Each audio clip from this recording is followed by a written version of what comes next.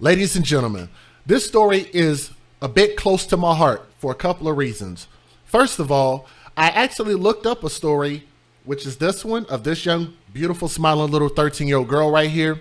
And I actually found a second story that was so similar to this one, I actually got confused which one was which, and I had to kind of look through them to make sure that they weren't the exact same story. And indeed, it's two different stories, but we're going to focus on this one. And a lot of you guys actually know that I am a father. I am a father to a young 13-year-old girl. Isn't that something? So for people who might not understand why I do what I do and why I say the things that I say and why I'm trying to encourage us to make a difference in this world, in our communities, in our households, how we procreate, us being mothers and fathers to our children. Don't spank and hit your children. Don't disrespect them.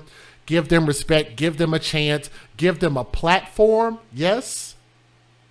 It's because that's exactly what I'm doing for my child. And I believe not only the fact that I used to be a counselor, I actually got a chance to revisit the place that I was a counselor, and shout out to Kennecott Camps. I got a chance to go there over the summer with a group of kids that we were able to take to camp. And I got a chance to interact with those same type of kids, not only when I was being a camper, but as a kind of like a parent counselor. So I got a chance to be around a lot of kids, and I believe that my methods work because I've seen them work, over the past 20 years. Long time. Since I was 19 years old. So probably a little longer than that. Yeah, actually right at about 20 years. So I'm trying to give people not only some real life information and stuff that I've learned not only from biblical principles, but really just from common sense things that make sense if you utilize them. This beautiful baby girl is a victim. Another victim. This girl, let me just tell you the story because it's really messed up. The body of this identified girl, at the time she was unidentified, this baby was shot in the face. And I call her baby. I know she's 13 years old. She's a teenager, but I still call my daughter my baby. So in this case, I'm going to call her a baby, okay?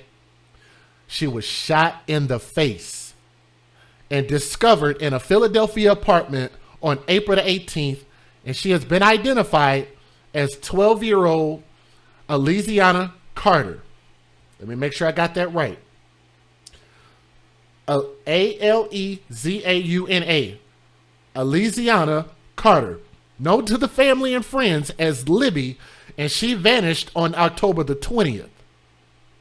Now, in April, police found the body of an identified young girl shot in the mouth in an apartment less than 20 miles away from where Libby was last seen. They had been called to the scene by someone who heard gunshots. Initially, the cops say that the body belonged to an identified 20-year-old woman, but on Wednesday, they told Libby's family that it was actually her. So somehow they must have thought that she was older than what she actually was. Now, it's unclear how they made this identification. Now, they did not state whether or not I missed the part. Hold on just a second. I missed a part. Actually, no, I didn't. There's a part that they missed actually in this article because I actually know this part. What it was this girl was having some family issues between, I guess, her biological parents, and then somehow she ended up in a secondary caretaker's possession. I don't know whether it was a foster parent, if they legally adopted her. I don't know that. But all I know is that they referred to her as a runaway. She had run away multiple times, and in this time, she didn't make it back home. They did not state whether or not she had run away this time or had been taken by somebody. After the shooting, they released surveillance footage of a suspect.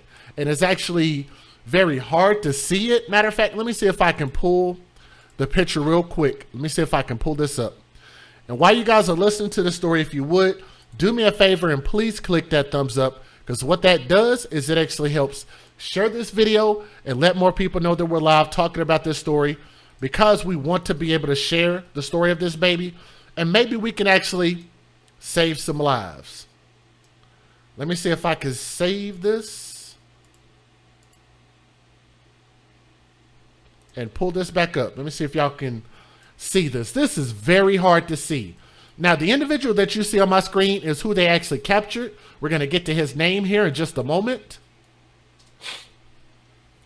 Somehow, this surveillance footage made it possible for them to identify the individual that I just showed you on my screen.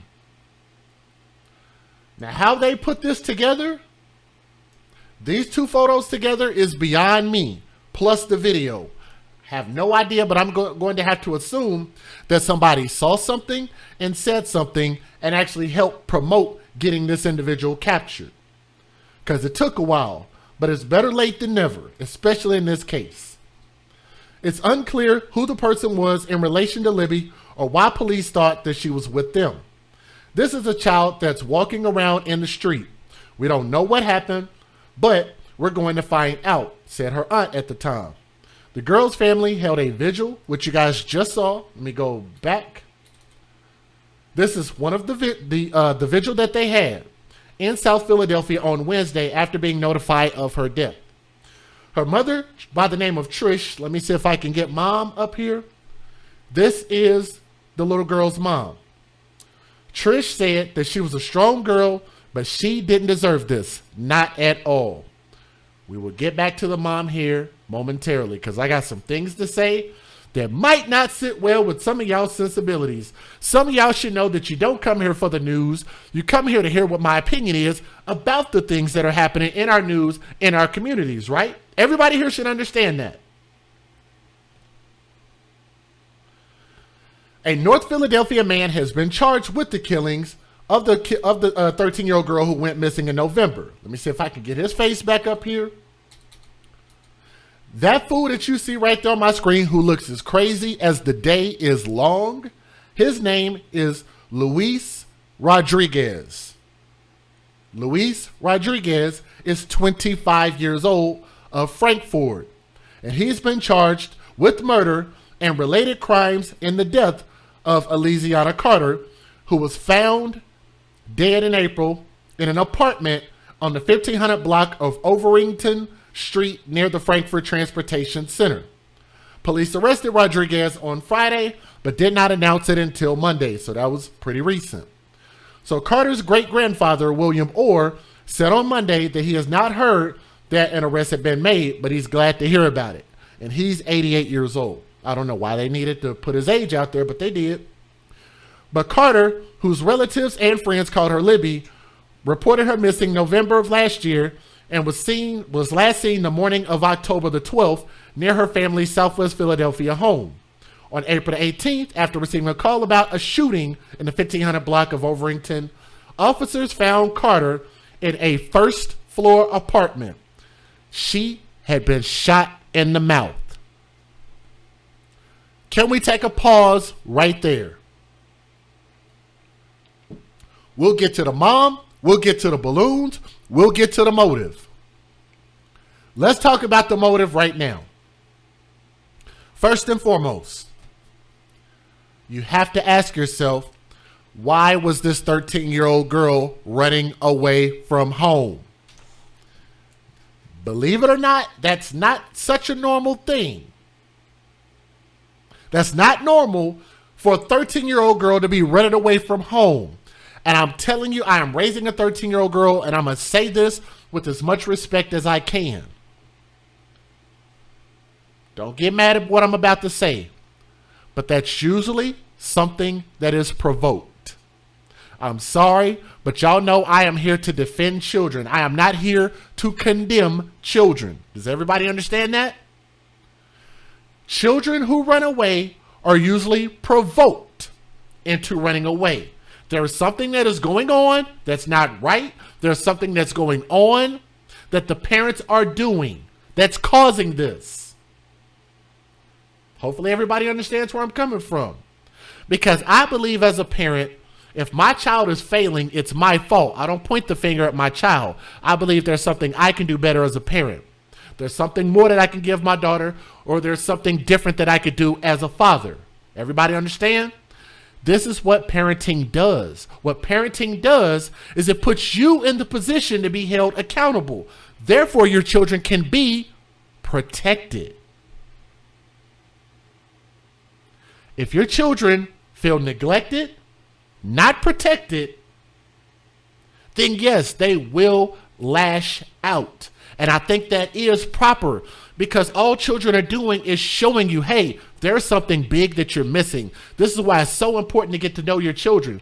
This is why it's so important for us to have nuclear families. What is a nuclear family? Biological mother, biological father in the same household, underneath the same roof, raising the children. It's not meant for us to have children outside of wedlock. It's not meant for us to have a bunch of reckless, unprotected STD sex, It is not meant for us to have multiple babies by multiple men, and for men to have multiple children by multiple women. That's not the way this is supposed to work. You can point to other points in time in history, but the point in time in history I like to point to is around the 40s, 50s, 60s. Not only with the black community, but communities in general believed in this social construct called marriage. And I believe that children thrived much more in marriages. I'm telling y'all, look at the difference between how children are being raised now compared to what they were then. That dynamic has been crushed. And I think that if we went back to those principles, it would do better for us as a society. Regardless of whether you guys believe it or not, statistics actually point toward that. Okay? I believe that this girl became a runaway because she had bad parents. Does that shock you? Does that make you want to ball up your panties and throw it away? Does that make you want to go burn a bra? I don't know. But to me, it seems like it's common sense. Her mother and father clearly failed her. Then she ended up in a home which is not where she wanted to be. And the reason that I believe that her caretaker in the home that she was in failed her is because clearly she didn't want to be there. Which means that her family should not have failed her in the first place. We don't go get mad at CPS. We don't go get mad at the foster parents. We don't get mad if something happens to the kids when they end up in the street with no help and they all alone and they end up in some thug, some gangster, some pimp, end up in their possession. Do you understand what I'm saying? We don't get mad at that point. We should get mad when the failure starts at home. We're talking about fixing the source of the problem. Everybody asks, how does my podcast help anybody? Because what we're trying to do is educate and teach. We're using these stories as examples. There is nothing we can do to bring this 13-year-old baby back from a bullet in the mouth. You'd have to ask yourself, why would they do that to her? Why would that individual man do that to her? It's a number of things. Do y'all want me to run through the scenario? I'm sure y'all don't want me to do that. I'm sure y'all don't want me to talk about the fact that this man could have been, raping this beautiful 13-year-old baby because he felt like he wanted to exert his force on her. Maybe try to pimp her out against her will, and she doesn't like to be forced to do things that she don't want to do, which is probably why she ended up as a runaway in the first place.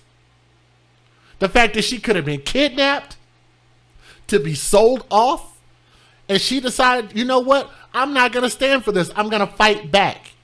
And that fool probably felt like, well, now this is a waste of my time. I don't want to get in no trouble. So the best thing for me to do is to get rid of my quote unquote problem and put an end to this little girl's life. That fool, that thug, that criminal, that idiot. Matter of fact, while I'm calling him a thug, he was a thug prior to this incident. Let me explain why. At the time of his arrest, let's go back to his ugly, busted face. Let's go back to him. Let's go back to little ugly man. At the time of his arrest, Rodriguez was awaiting trial for aggravated assault and drug crimes. That's according to court records, not according to my personal words. So don't get mad talking about, yous don't know what you talking about, DJ Just J. Where you get your information from? You're going to get mad at me? You might as well get mad at the courts, because that's the same freaking information that they're going to use against him in court. So why get mad about the fact that I bring up what they're going to use against him in court? It says that he's a thug, right? Aggravated assault and drug crimes? Yeah, that sounds like a thug to me, especially when you are abusing children. And I don't even want to talk about what else they probably did to that baby girl, huh? Let's move on past that. He also has a second drug case that is pending, according to court records. A second one. Libby Carter's death is part of a disturbing trend of juveniles falling victim to the city's surging thugs with gun violence. I'm not going to call it gun violence anymore, and y'all should stop calling it gun violence too. This is where we can make a change. Start putting the onus on the people who are out here effing up. I got to clean my language up. The ones who are out here messing up.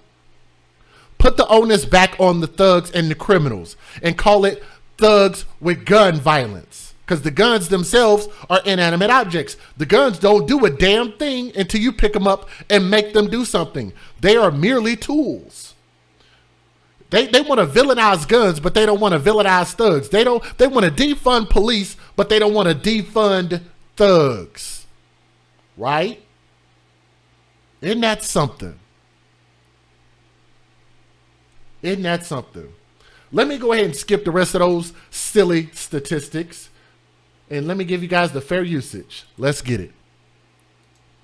Federal law allows citizens to reproduce, distribute, or exhibit portions of copyrighted motion pictures, videotapes, or video discs under certain circumstances without the authorization of the copyright holder. This is called fair use. It is allowed for purposes of criticism, news reporting, teaching, and parody, which doesn't infringe of copyright under 17 U.S.C. 107. It's gun violence. It's gun violence. The guns, the guns.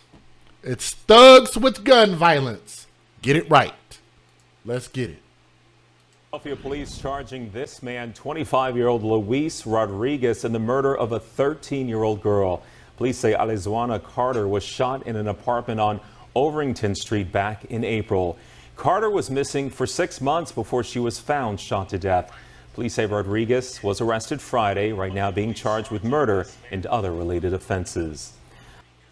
And an arrest in the murder of a missing 13-year-old girl who was found dead in a Frankfurt apartment. Police say Alizuna Libby Carter was reported missing back in November of 2020 after last being seen on October 12th. On October the 18th, 2021, police found her dead from a gunshot wound. This was on Overington Street. It's at an apartment building there. They have not yet. And these balloons, man. We need more candle lit vigils, not balloons. That's just air litter. Matter of fact, did y'all know that they actually are getting ready to outlaw balloon releases? I'd like to take credit for that. Thank you very much. Let me take a bow. Thank you. Let me show you guys something real quick. Let me show you something. While we're talking about balloon releases, because I haven't showed y'all this yet. Real quick, we're going to take a pause for the cause. If y'all would, please click that thumbs up. Our goal is 600 thumbs up. If we can get there, that would be amazing. If you guys would just click that thumbs up. It says Hawaii is now the 7th state to ban intentional release of balloons, sparing marine animals unnecessary suffering from ingesting or becoming entangled in balloon pieces. You're welcome. You're welcome. Everybody talk about what does the AFC do? AFC gets change out there in the world, right? Because we're going to continue to put this out there. Yes. There's no reason to continue to keep doing balloon releases because somebody died. You don't make your world worse. You don't kill animals. You don't pollute your environment just because somebody died. That's dumb. But it's the 7th state. Just want to throw that out there real quick for those who might not have known about these stupid balloon releases. That identified the suspect. Once again tonight, we see Philadelphians coming together, trying to come up with a strategy to put a trigger lock on the relentless gun violence terrorizing Philadelphia Thugs with gun violence. It ain't gun violence. Neighborhoods. Action News reporter Jacqueline Lee is live at police headquarters. But Jacqueline, so much to overcome before these efforts even begin to pay off, as demonstrated by some of the conversations you had tonight. That's right, Jim. We've spoken with people all across Philadelphia today, and the one common denominator is that they all lost someone they loved to gun violence, and they expressed sheer frustration. Lost somebody to thugs with guns. As the number of homicides continue to tick up. Gunfire continues to ring out throughout Philadelphia. You said, I'm mad about a balloon release when they're poisoning your fast food. Here's the catch. Here's the catch, Mikhail, and I don't mind you saying that. Yes, we can be mad at all bad things. So if you think about it, if they're poisoning our fast food, matter of fact, can somebody in the chat tell her, how many times have I dissed McDonald's, dissed Burger King, dissed Taco Bell, dissed Wendy's, dissed all fast food? Have I not? Y'all love some Little Caesars, right? How many times have I actually condemned fast food? I've always referred to fast food as garbage. It is trash. And they say you are what you eat. So if you feed your children Happy Meals and McDonald's all goddamn day, then what do you think that those children are going to become? If you're feeding them trash, what's happening to their insides? What is going to be their life and longevity? Huh? Y'all can tell her. Feel free to tell her in the chat. How many times have I talked about that? But we can be mad at everything that's bad for us, bad for our environment, bad for our animals, bad for our planet. So yes, we can harp on balloons. We can harp on having sex outside of wedlock. We can harp on STDs. We can harp on fast food. We can harp on our police. We can harp on our government. We can do all of that. We can harp on thugs. Can we not multitask? Can we not talk about all of it? Right? We can talk about all of that. So I just want to throw that out there to let you know it's something I've been talking about for a long time. All right, let's keep going. Let's watch this video. At all hours, with the violence escalating in an already tense city.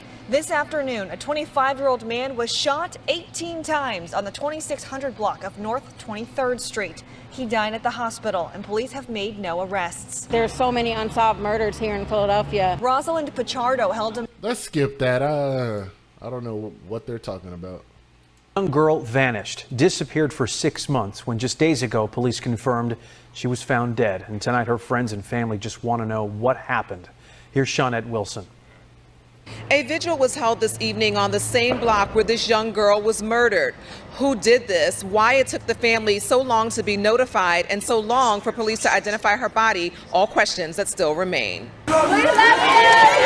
Orange balloons released in memory of this 13-year-old girl who lost her life to gun violence. Elysiana Carter, known to family and friends as Libby, died after someone shot her in the face. She was a strong girl, but she didn't deserve this. Yo, this is the biological mother. I almost said, the biological mother, and she looks drunk as hell. I don't care what nobody talking about. She looked drunk. Come on, watch this. Look at this. After someone shot her in the face. She was a strong girl, but she didn't deserve this. Not at all. Her mother.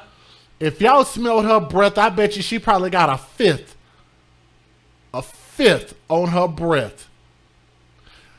The reason I'm not just being mean to the mom, she lost her baby. I want y'all to remember why. You have to ask yourself, why is DJ saying this?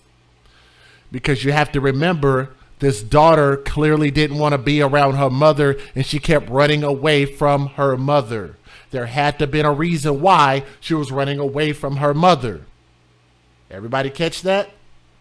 Before you go throwing tomatoes at me, I want y'all to remember that. The daughter ran away from her. After someone shot her in the face. She was a strong girl, but she didn't deserve this. Not at all. Her mother, Tricia, spoke during a vigil this evening saying, quote, due to some situations, Libby wasn't able to be home, so she ran. Due to some situations, see? You see how vague that is? Due to some situations. You see how vague that is? They know what the problem is, but they don't want to villainize the mom. But if you told us what the mom did, not only could she be held accountable for what she did, whether it be in public opinion, in the law, or really even more as a teaching tool to show people this is why you don't do these things. But you know, they'll continue to hide it because maybe they don't want us to change. Maybe the media doesn't want it. Maybe the parents don't want it. I don't know. I really don't know. Talking about due to situations. Listen to how silly that sounds. I promise y'all will never be able to watch the news the same after you watch my channel. Spoke during a vigil this evening saying, quote, due to some situations, Libby wasn't able to be home, so she ran. Don't try to keep her safe. Every day someone was looking for the shot. She was not alone. Here's what police say happened. In November of last year, investigators announced that Libby was reported missing and that she was last seen the morning of October 12th near the 7100 block of Theodore Street in Southwest. Then, 6 months later, on April 18th, police found someone shot in the mouth in a first-floor apartment on the 1500 block of Overington Street in Frankfort. At that time, they only referred to the victim as an unidentified female who died at the scene. It wasn't until this past Saturday, May 1st, that the person was identified as Libby, the missing teen. I need to call something out real quick. Because this story was published July 26th, which was yesterday. And it seems that they just found this baby's, they just identified this baby's body on May the 1st. Which means in between that time, they arrested this guy. Let me see if I could pull up what his actual arrest date was. Because somebody in the chat named Yasmin Allen said this is an old story.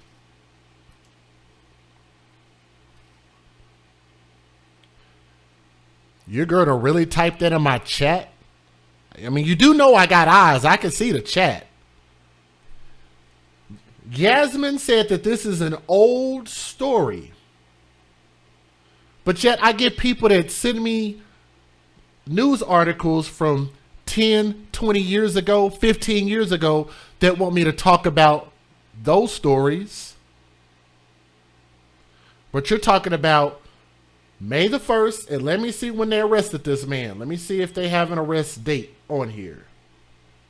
Let me see.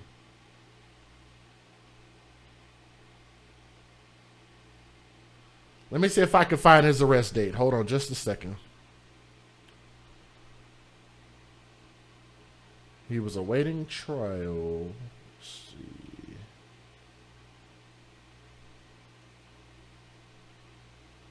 He was arrested. Police arrested, but he was arrested on Friday. Hold on, let me see. Hold on just a second. Just a second, because I want to make sure I'm right about this. I don't want to call nobody out if I'm wrong. It says Rodriguez was arrested Friday, but they did not announce it until Monday. So how is this story old? Don't people ask us to do updates all the time? So you want a fresher murdered child. Thank you, Cece. I'm not understanding. These are the type of people, it's not very many of them. It's usually like 1% of my audience. 99% of my audience are beautiful, amazing parents, smart people, awesome people. But you got that one small percentage, that 1, 2, 3 people that'll say some stuff like that. Like, what the hell does that have to do with my point? Did I say something that was wrong? The story just came out because you did the story. It's an update. Thank you, Illicit Deeds, and shout out to Illicit Deeds. They said that he was arrested Friday, but they did not announce his arrest until Monday. Yesterday. Jesus Christ. Oh, man. Oh, man. Let's keep going with the story. I'm sorry. To everybody who actually appreciates what we do here as a family at the AFC, thank y'all so much for being smart, amazing people and staying on topic. We got 463 people watching. If y'all would do me a favor and please click that thumbs up. We're at 293 thumbs up. So we want to be at about 400 thumbs up right now. We're at 293. I will stop pausing the video. I will keep going. We just need we got almost 500 people here. We at least need to get to 400 thumbs up real quick. Angelica said, I did not say anything wrong. If I say something wrong, then tell me. Don't tell me what I said is old, because like they say, there's nothing new under the sun, right? If there's nothing new under the sun, then that means everything is old. If God knows everything we're going to do before we do it, then that means everything is old. Sorry, man. Just can't be that level of dumb. Let's keep going. Her older cousin said tonight she was a good girl who liked doing TikTok and dancing. They think, oh, because she was out in the street, she doing something bad. No, people just hang around the wrong group of people. Police tell me she had run away several times from her parents and guardian care. The day after the murder, police... Let's back that up and let's listen at this again. And dancing. They think, oh, because she was out in the street, she doing something bad. No, people just hang around the wrong group of people. That right there. You can't excuse bad behavior. She said just because she was in the street don't mean she was doing anything wrong. Yeah, it actually does. You ran away from home. That's not the right thing to do unless you're trying to say that it's okay to run away from home.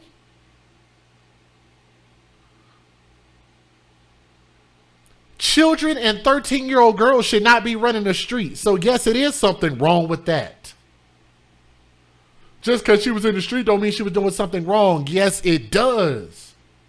What in the world?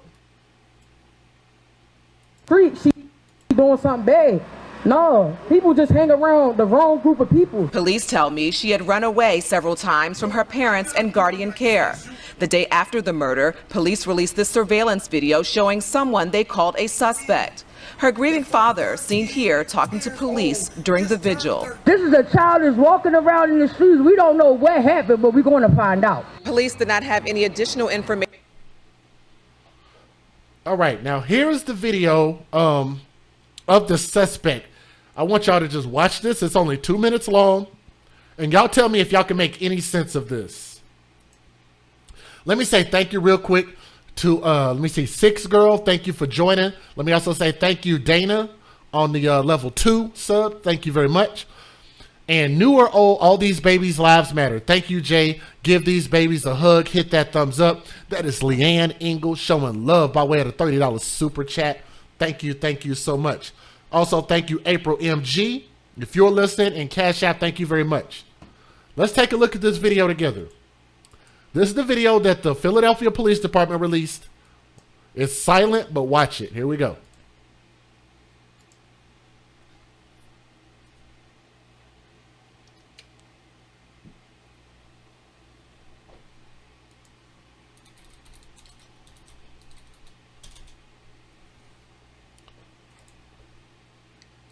It says on 4/18/21 at approximately 10:56 p.m., since this is such an old story, police responded to the 1500 block of Overington Street and found a female victim suffering from a gunshot wound. The victim succumbed to her injuries.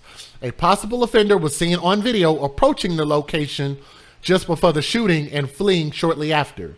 The offender is described as wearing a red shirt over a black long-sleeve hooded sweatshirt and red pants with white stripes down the legs. So let's take a look at this.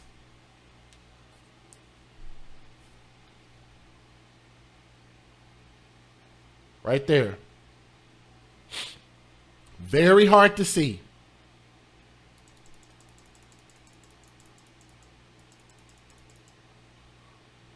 Tried to brighten it up a little bit.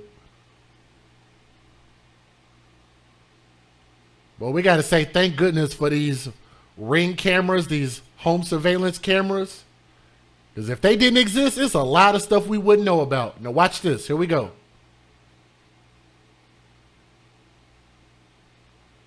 Y'all saw him run, right? Because that's what little punks do. They run. Because they don't want to face consequences. Tonight, a neighborhood is remembering another young life lost to gun violence in the city. Family and friends lost 2 thugs with gun violence. And say that the 13-year-old girl was more than a statistic. Kimberly Davis is in Spring Garden with how they paid tribute to the teenager at a vigil tonight. Kimberly? Jess, this is a case that has left the Kensington community with more questions than answers. But tonight was all about remembering that 13-year-old girl's life that was taken extremely too soon.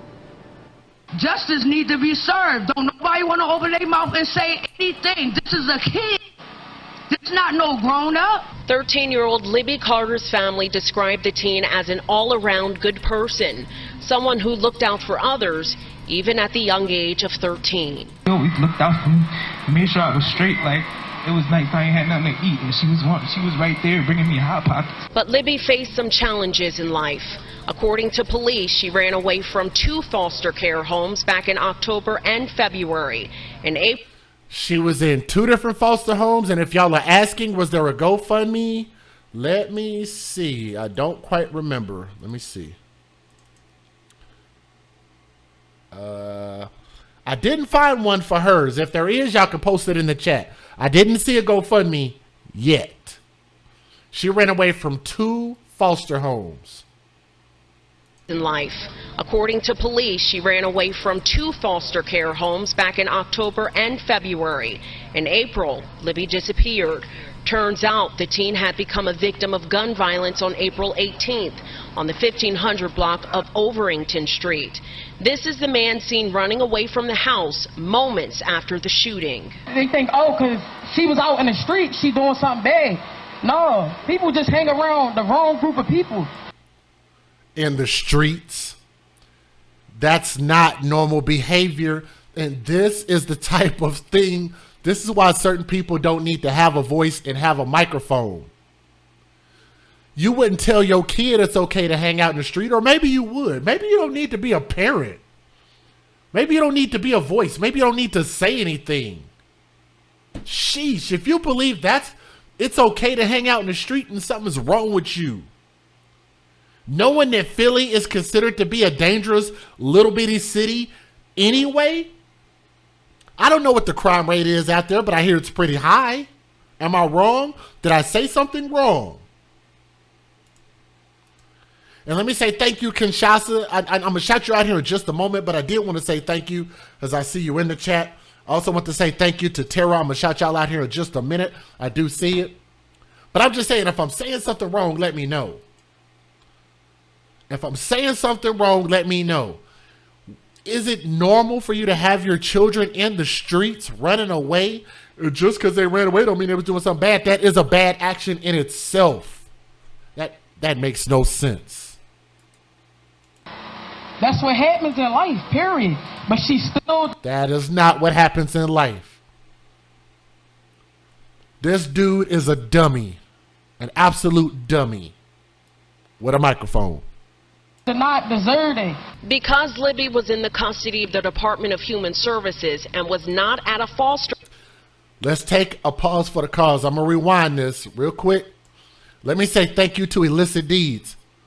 Said Pennsylvania is #1 nationwide murder rate in 2021 as of this week.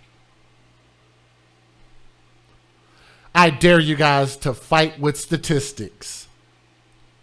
Illicit Deeds. Pennsylvania is #1 for the nationwide murder rate in 2021 as of this week. But it's okay for 13-year-old girls to be in the streets? It's her life, period. But she still did not deserve it. Because Libby was in the custody of the Department of Human Services and was not at a foster home, it took police 9 days to identify Libby after contacting her foster mom and biological mother. They identified the teen. Libby's biological mother spoke at Tuesday night's vigil. The streets are not for y'all. They do not love y'all. Stay with your family. Have fun. She look high as hell, man. Somebody let me know if y'all know who this mother is. If y'all live in Philly, if y'all know her, let me know if she does drugs. Because she looks like she does something. She looks like she's high or drunk. Our family. Have fun. Go to school. The family says closure will come when an arrest is made. But for now, they're holding on to the memories.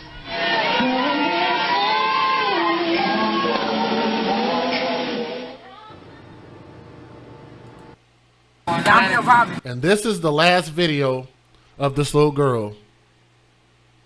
This is the last video of this baby.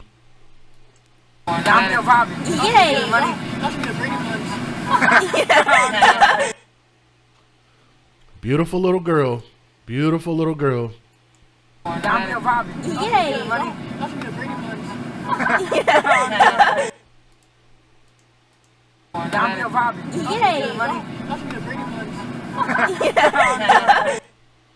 She seemed like an innocent kid, and I'm here to tell you guys, in my humble opinion, what I believe is that she was probably going through some bull crap with her mom because her mom looked high. She was probably high while the daughter was at the house. She probably been high pretty much that whole girl's life. Never got her stuff together. Dad, who knows where the biological father was, you saw him do an interview that they didn't actually show on TV. Let me say that again. I looked for it. I couldn't find it.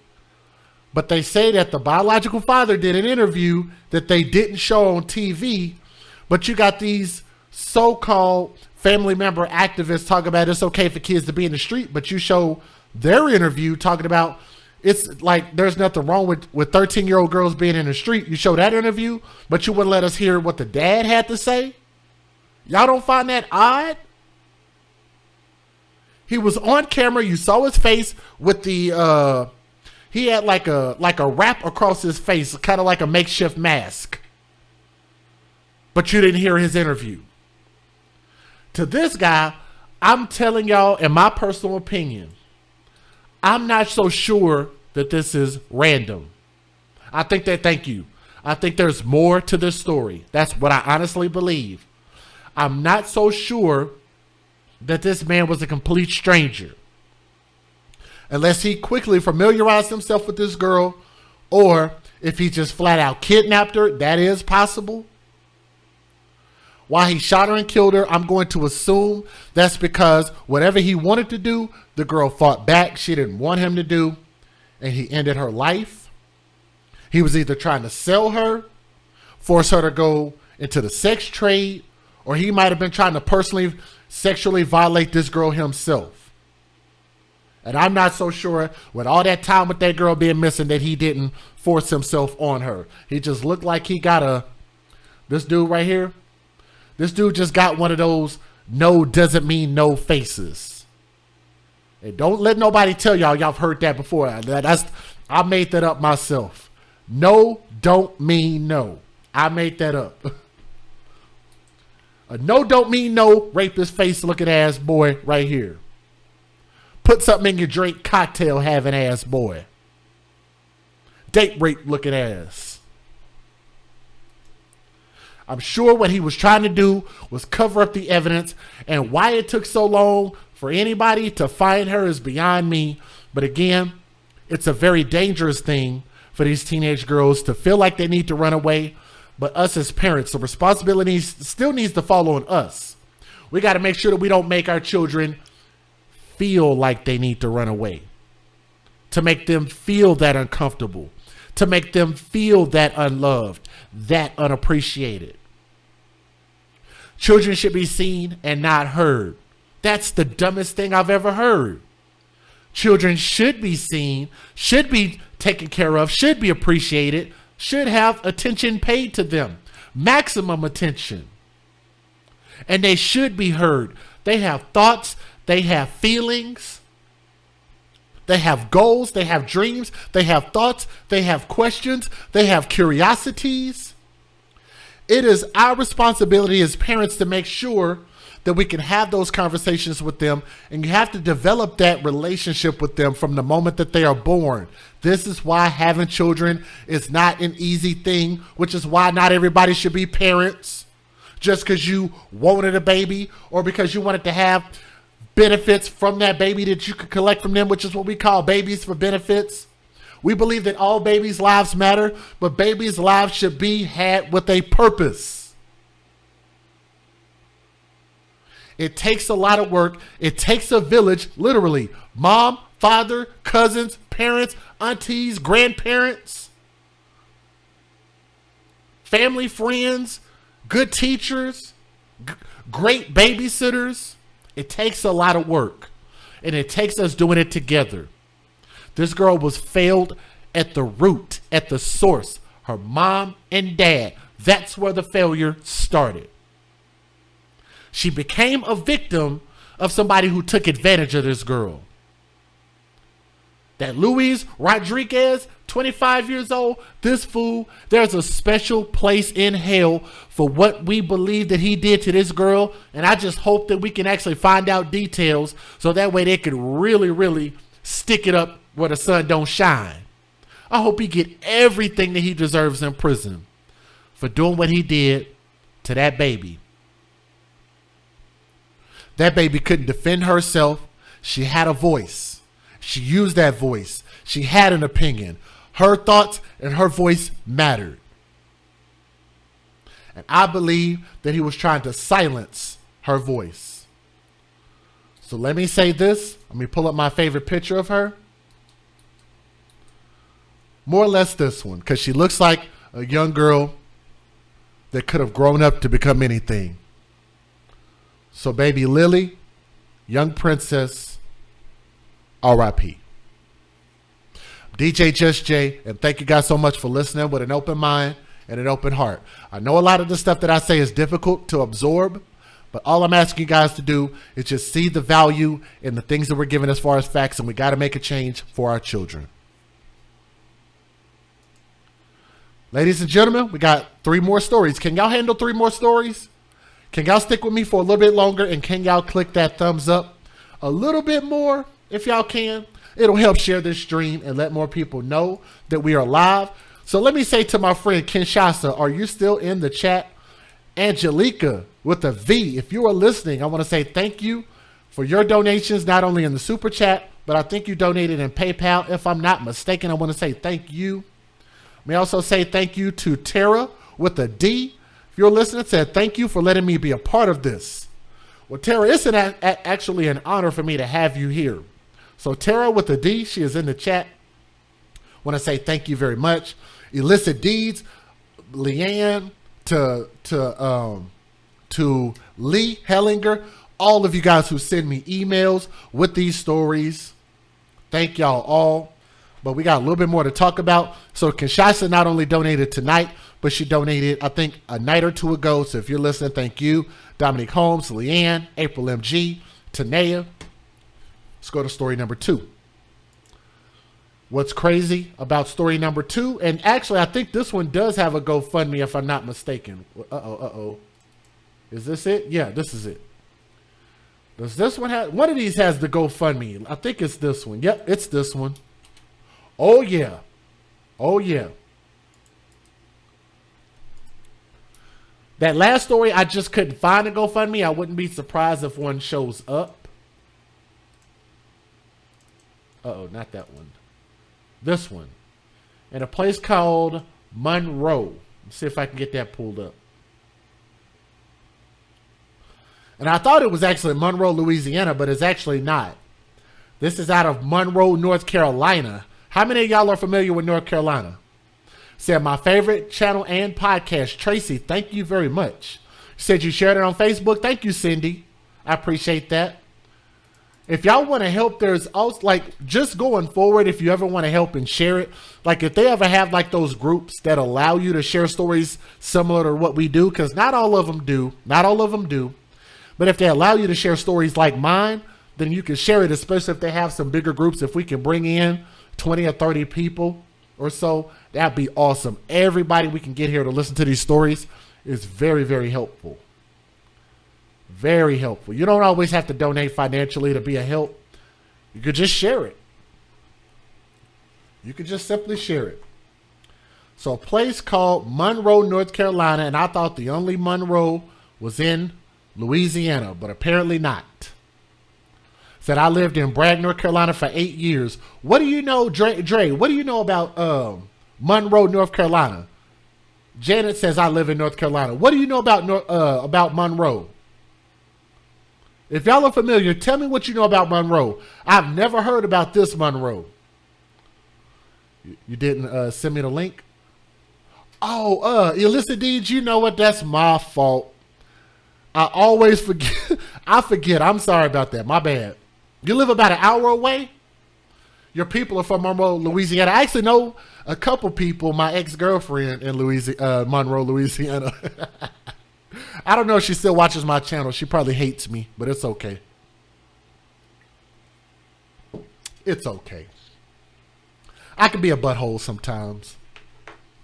I don't think people like it when I get to preaching.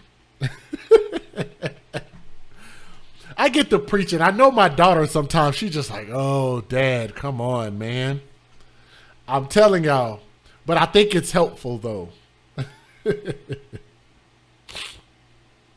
Let's talk about this.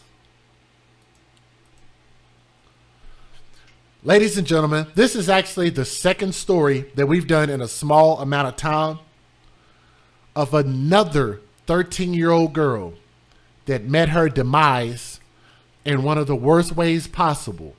And I thought when I looked up the first story, I was like, are these the same story? And I looked it up and listened to the video and I was like, wait a minute.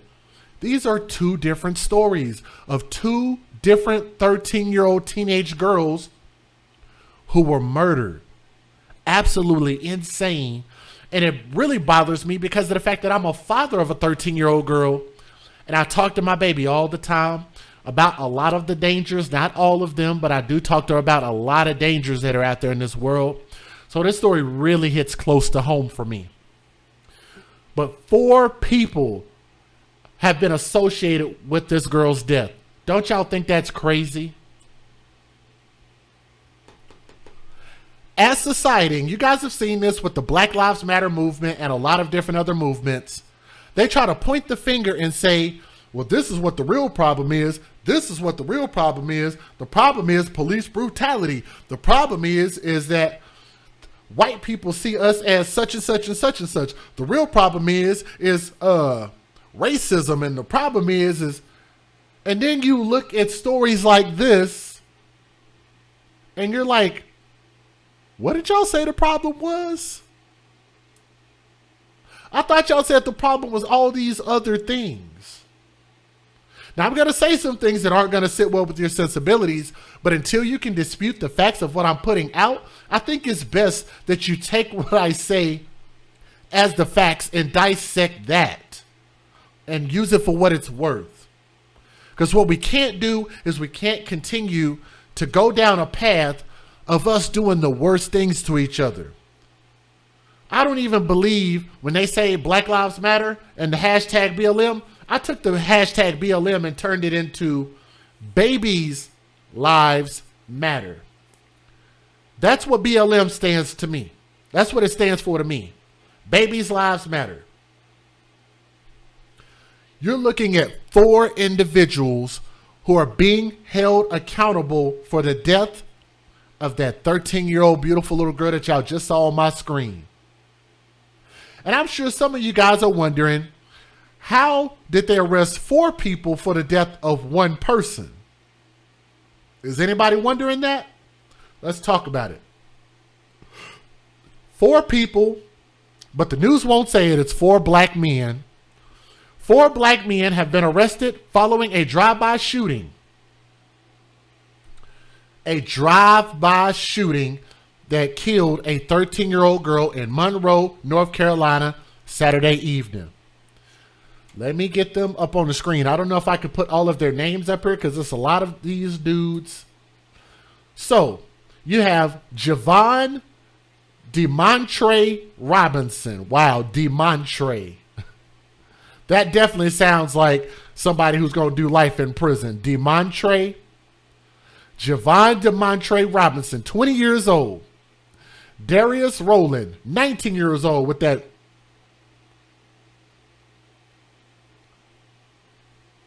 Know what kind of mugshot that is. Jamarius Crowder, 22 years old. And Jamarius McLean. How do you have 2 Jamarius? That's a stupid name anyway. Jamarius McLean, 18 years old, on the far right-hand side. You can't be that level of dumb. They were all arrested and charged with first-degree murder. What does that mean? What does first-degree murder mean? Does anybody know? Usually means one of 2 things. Life in prison, potentially the death penalty. Here's why I bring that up. When I talk about we're our own worst enemy. If we know that the system is set up against us to charge us and judge us more harshly than anybody else, as far as black folk, we can talk. I got the same skin color as a lot of black folks out there, right? If we know that the system is set up to judge us in a harsh way, then why do we do things in order to be judged? Everybody understand where I'm coming from? If we know that the system is going to judge us harshly, then why do we put ourselves in the stereotypical positions to be judged? Why? There is none of these actions that any of them should be doing to even get themselves in this position in the first place. But I think a lot of it comes because these boys, these young men, were boys that didn't find any value in themselves because they didn't have a father in the home, so they didn't have an example of what they should grow up and become. Therefore, if they do not value themselves, they're going to grow up and they're not going to value anybody else. Which means they're going to wreak havoc on the community, your neighborhood, and your loved ones. In a lot of cases, it usually happens to people that share their skin color. All right? Now, the news was on the scene as Robinson was actually taken into custody. If y'all want to see that short little video, I will show it to you. Now, the news asked Robinson if he had anything to say to the mother of 13-year-old Loyalty Allah. This baby's name. Let me see if I can get her up on the screen. First of all, she has a beautiful, vibrant, beautiful smile. And I'm not going to lie, Loyalty is a little bit of a hood name because it's Loyalti. But even though it's a hood name, I actually like that baby's name. Allah. A-L-L-A. I don't know why that's her last name, but it is. Loyalty. Beautiful smile. Beautiful baby. He asked the mother, at the news, asked the mother if he had anything to say. Robinson said, "I'm sorry for her loss. I didn't mean for it to go down that way."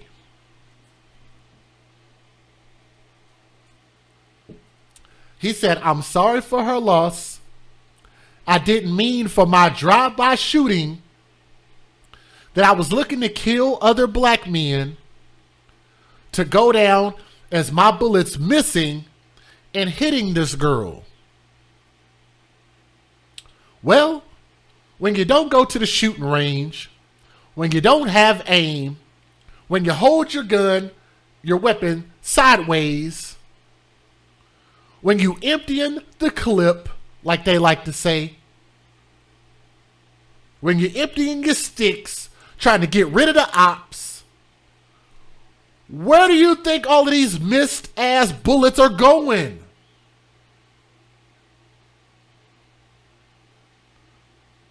Where are all these missed bullets going? They're going to hit something.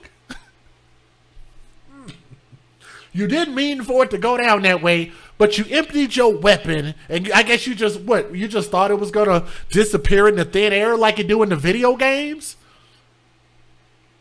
I mean, shh.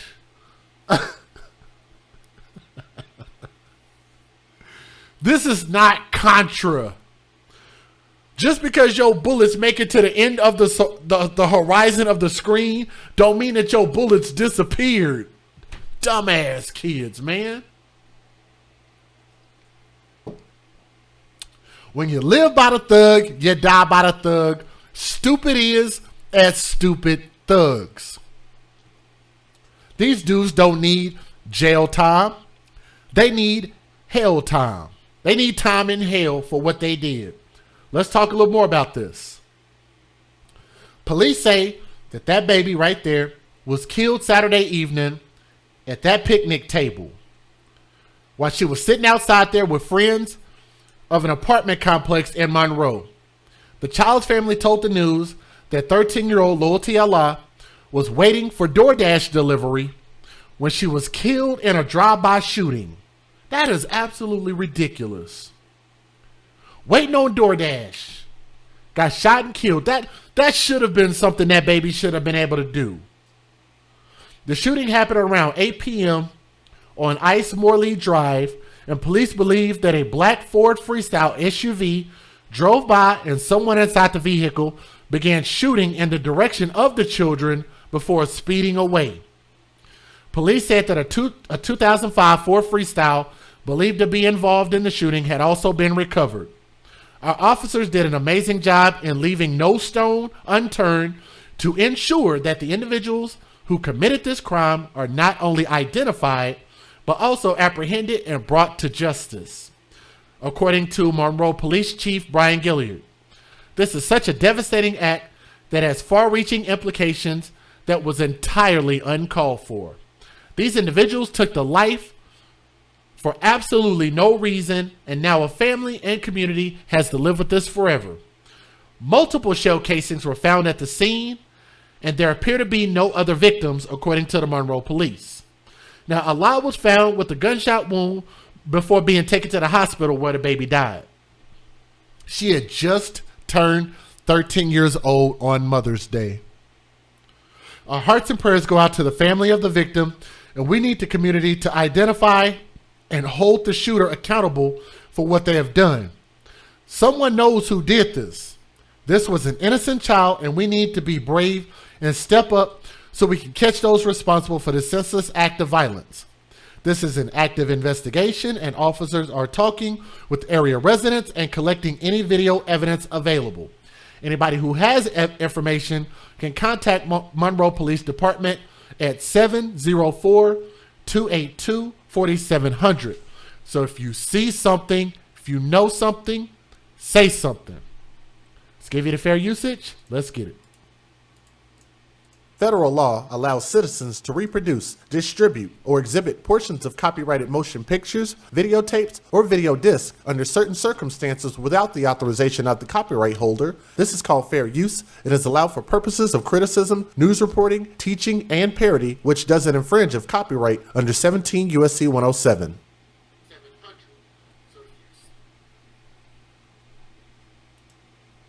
Take a pause real quick. We have 400 thumbs up. Let's try to bump that up a little bit. Let's see if we can get to 500.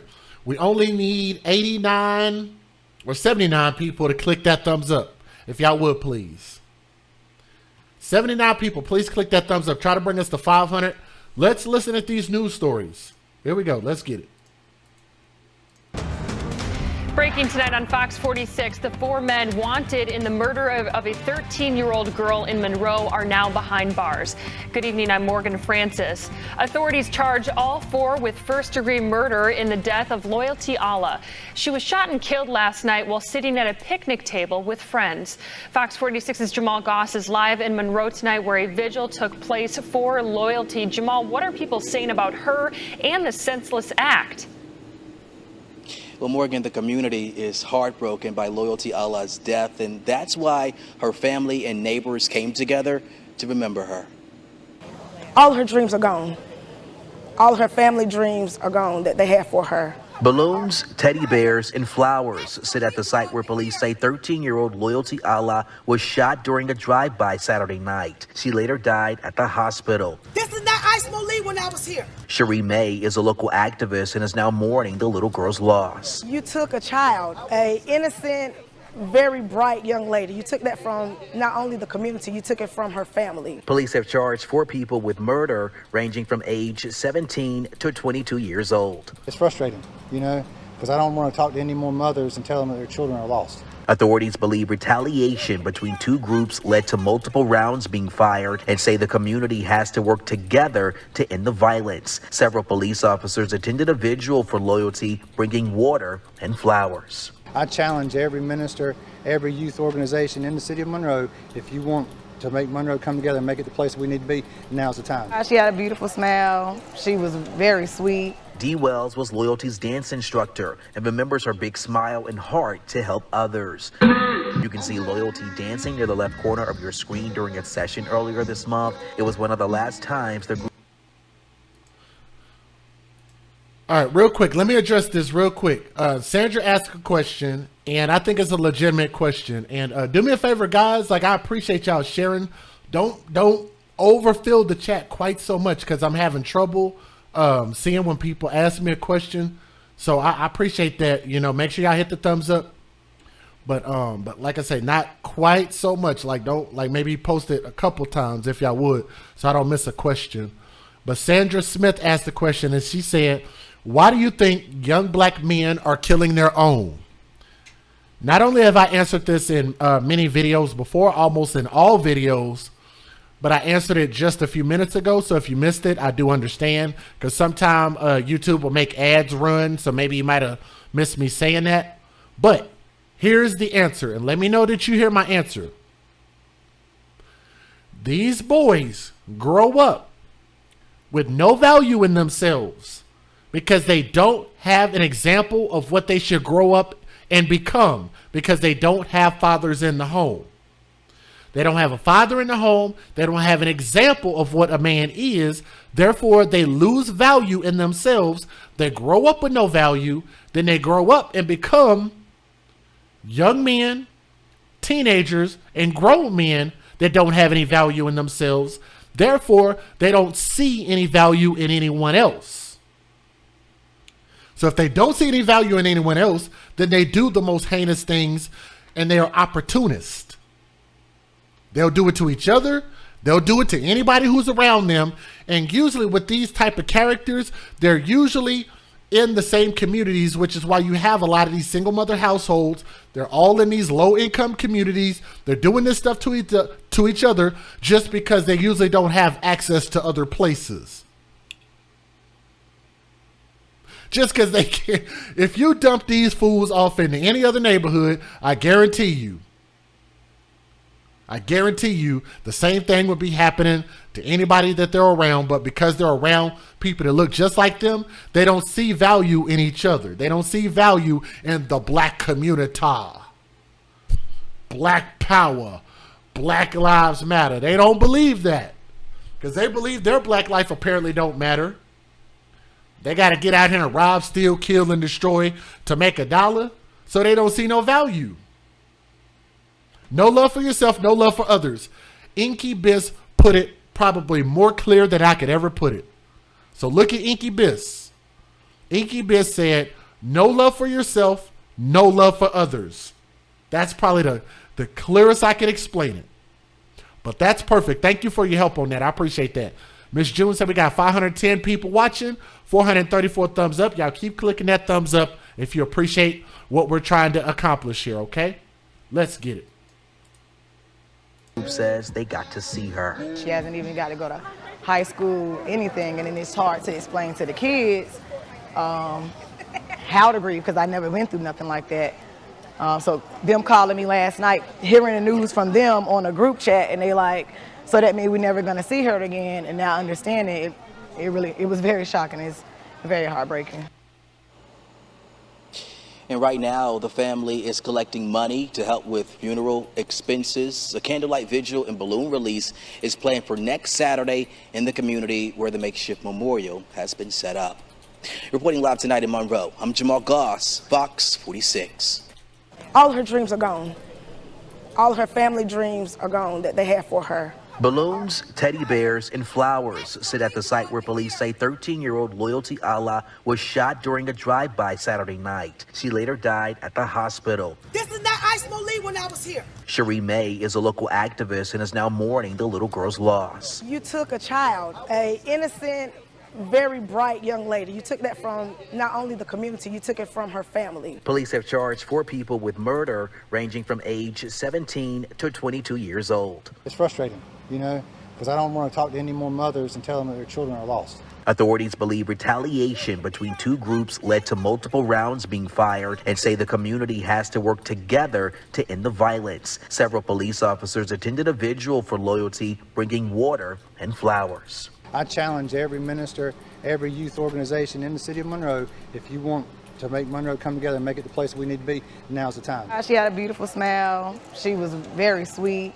Dee Wells was Loyalty's dance instructor and remembers her big smile and heart to help others. You can see Loyalty dancing near the left corner of your screen during a session earlier this month. It was one of the last times the group says they got to see her. She hasn't even got to go to high school, anything, and then it's hard to explain to the kids. Now to more breaking news, this time out of Monroe in Union County, where we're learning that all 4 suspects are now in police custody in connection to the death of a 13-year-old girl. They are all being held at the Union County Jail tonight without bond. These are photos provided to us from the Monroe police. All 4 men charged with first-degree murder in the death of Loyalty Allah. The child was shot and killed on Ice Morley Drive at around 8 o'clock last night. Police believe the teenager was just sitting with her friends on Saturday night when a black Ford SUV drove by and started shooting, then sped off. A vigil for the little girl was held tonight at the nearby apartments. Dozens in the community showed up to support the family as they're working to cope through this tragic loss. Is there anything to say to that mother? Sorry for her loss. Didn't mean things to go down that way. He said, sorry for your loss. Didn't mean for it to go down like that. Y'all hear what the black Pillsbury Doughboy had to say? Let's listen at this again. How are you? You shouldn't be, 20 years old? How old is this fool? How old is he? 20 years old, 19 years old, 22, and 18. You're supposed to be at the height of your metabolism. Man. And he got boobs. Jeez. I'm a big guy now, but I'm almost 40. I am a father. My daughter is a teenager. I didn't have had my years of being in shape with 6 packs.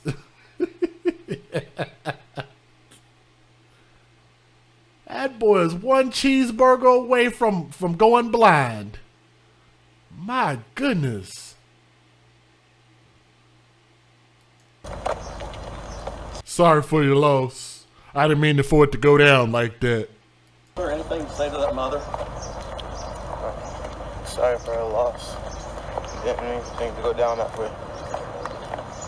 Why did that have to happen? She's 12, 13 years old. I don't know.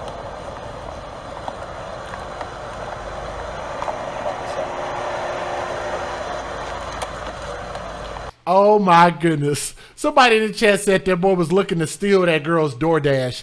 You know what's funny? He probably was. He probably was saying, I didn't mean for it to go down like that. I was actually planning on robbing the DoorDash driver. That boy was a couple tacos short of a combination plate. But let's move on. Lindsay, the community continues to mourn the loss of Loyalty Allah, a little girl, they tell me, who was an angel and inspiration to the community. Her life now over due to gun violence, and local leaders are calling for change. Right. That fat boy didn't have a gun in his hand. He had a snack in his hand. I can guarantee you that. He was not the shooter.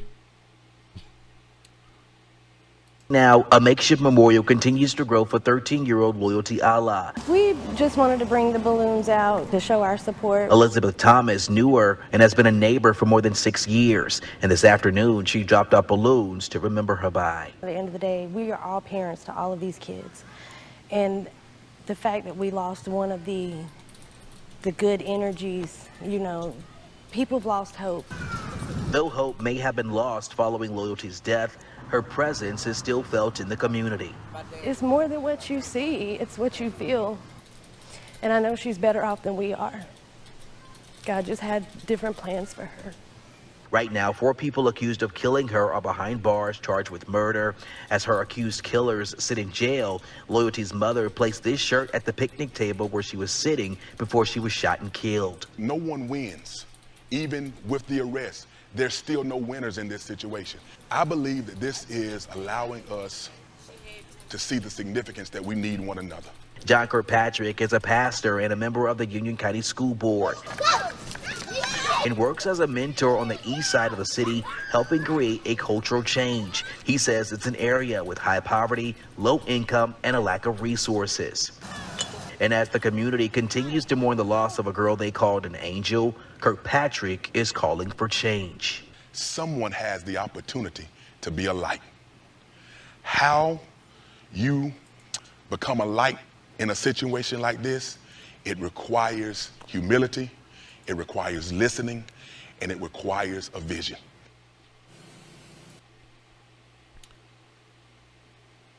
I'm going to watch that again. Maybe I missed this brother's message. I'm sorry. I could be a little bit slow, but I need to hear what his message was again, because we rarely get to see men on camera. Let me hear what he had to say again. I mean, no disrespect. Yeah, with high poverty, low income, and a lack of resources. And as the community continues to mourn the loss of a girl they called an angel, Kirkpatrick is calling for change. Someone has the opportunity to be a light. How you become a light in a situation like this, it requires humility, it requires listening, and it requires a vision.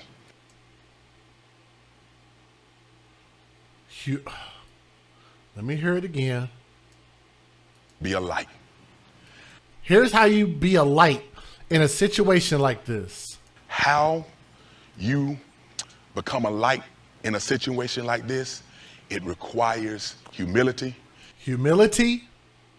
I know what humility is. It requires listening. You got to be able to listen. And it requires a vision. And you have to have vision to be a light in this situation. I know y'all are going to get so mad at me. I'm so sorry. I didn't understand what I could just be. If I was a box of crayons, I might be one of the darker colors in the box because I'm not the brightest. But I didn't understand what that brother was saying at all. I did not understand it.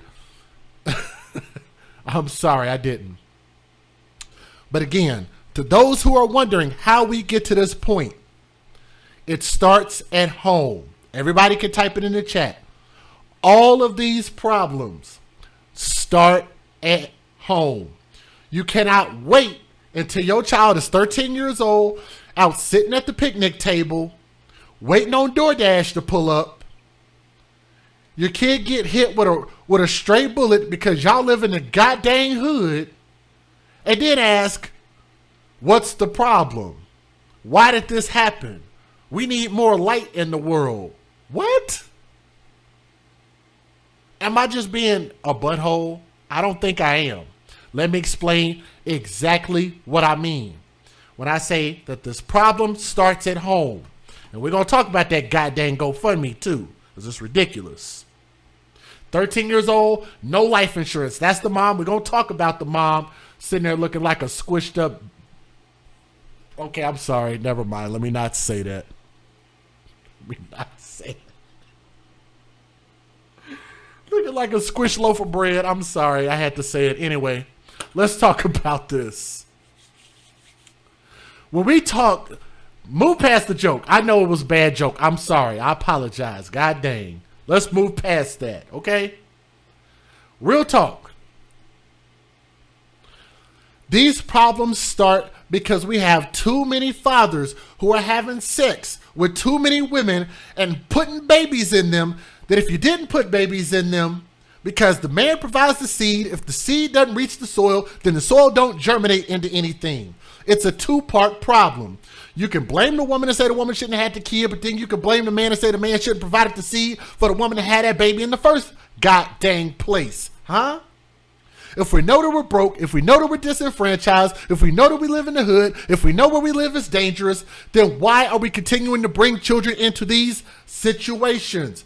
Why not wait until you get yourself in a better position? If anybody can wait, it's the men. I know women have a biological clock. That I understand why they might be a little more desperate for a baby or maybe for some benefits that they can collect from those kids, because the government provides incentives that single mothers with no man in the household can take advantage of, which is also destroying us, which is still a choice. Huh? All of that is choice. The problem is choice. We are making bad choices. The men could stop all of this. Stop providing your seed. I don't care if you're a thug. I don't care if you're a gangster. I don't care if you're corporate America. I don't care if you're working at McDonald's. I don't care if you're working in middle management. Stop providing your seed. Maybe we should think about not having sex at this point, especially since condoms break, especially since STDs are so rampant and some of y'all genitalia is itching and dripping. Huh? Especially when a large number of y'all got these things called herpes. Huh?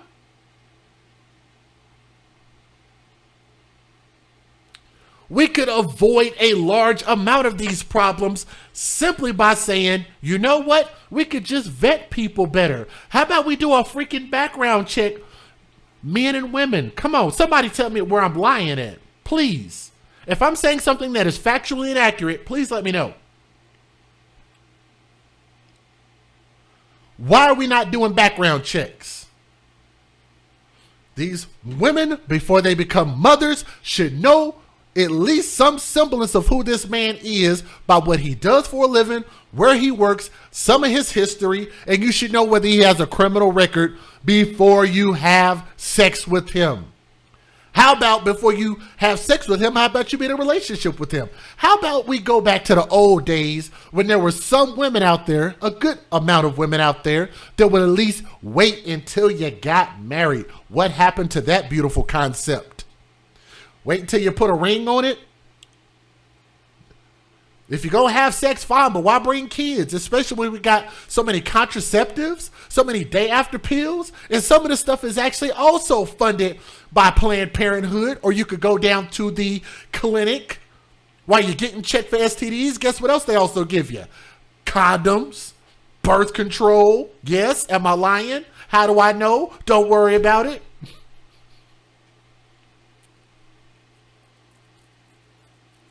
Just saying. Before we even get to this point. Because when you start having children outside of wedlock, start having children by thugs, you're having children by men who have not proven themselves to be worthy of your womb. Ooh, ooh. Shout out to Young M.A. You are having sex with men who are not proving themselves to be worthy of your womb, of procreating in your soil. You accepting the seed of a man who ain't crap. Who is he? Most of these women, not all, But most of these women have a whole lot of negative things to say about their baby daddy. Am I lying? They got Facebook groups, Twitter, Instagram clowning me. Oh, my baby daddy is the worst man on planet Earth. He's a horrible person. He don't take care of his kids. He ain't here for his kids. He don't want to pay child support. He don't want to come see his kids. Blah, blah, blah. All day. What's the problem with that scenario? Because a lot of those same women that complain will turn around and do the exact same thing with another man. Will they not? The statistics say that most women who have their first child will have their second child within 24 months, 2 years. You can't be that level of dumb when you are the bringer of life. You have to be just a little bit smarter, a little bit wiser. A man can't do what a woman would not allow that man to do. Therefore, the choice is ultimately yours. If you say it's a lot of dumb men out there, then why go along with the narrative that these men are giving these women? Running game. Why is he ain't got no game? Why is that a thing? Why should a man have to have game? Why is that a good thing? Why is that cute? Why is somebody lying and deceiving you to your face? Or somebody who is widely, what do they call it? Widely desired? This is the flagship man. This thug, this dude, buffed up with tattoos and criminal record and pants hanging off his ass, ain't got a job, living a fast life, making all of this fast money. This is the man that's got 20 or 30 kids. It's a choice. I don't mind the choices that you make, but when you make your bed, then maybe you need to lay in the goddamn thing. Am I wrong? If you make your bed, then I'm expecting for you to lay in your bed. If you know the area that you live in is violent, especially when you're talking about some of these areas like North Carolina and Philadelphia being some violent ass areas. This is not brand new news.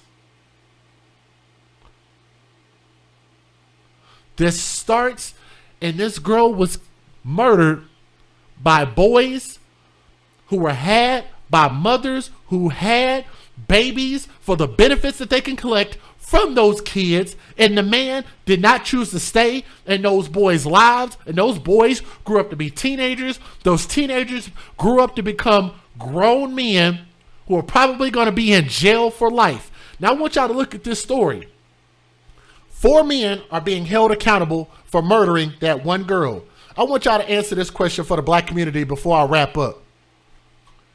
If 4 black men are being held accountable for the death of one black girl, then how many black lives did we just lose? Black Lives Matter. Would anybody care to place that number in the chat and let me know if you have 4 black men who are being held accountable on a capital murder charge for one black girl? How many black lives have we lost? We want to cry and complain about Dante Wright. We want to cry and complain about Ahmaud Arbery, about Alton Sterling, about Walter L. Scott, about Rashard Brooks, about Breonna Taylor, about George Floyd, about Stephon Clark.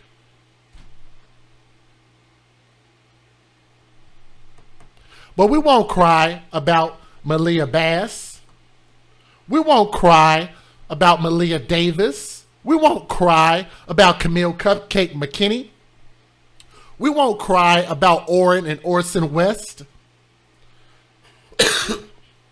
We won't cry about Elysiana Carter. We won't cry about Loyalty Allah.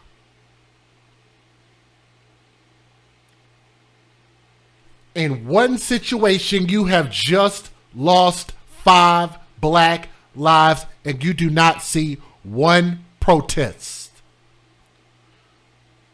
You don't see that level of outrage. You don't see 5 mothers out there on the front lines, out there advocating for change. Why do you not? Do you not love your sons, even though they committed such a heinous act? Are you not going to come out and say what they did was wrong and we need to stop this together? Why do you never see the families not band together against this to try to stop this? Do you know why? Because their main focus is they want to collect benefits from each and every life that they allegedly give birth to, and it's their kids, and the kids only belong to them when it benefits them.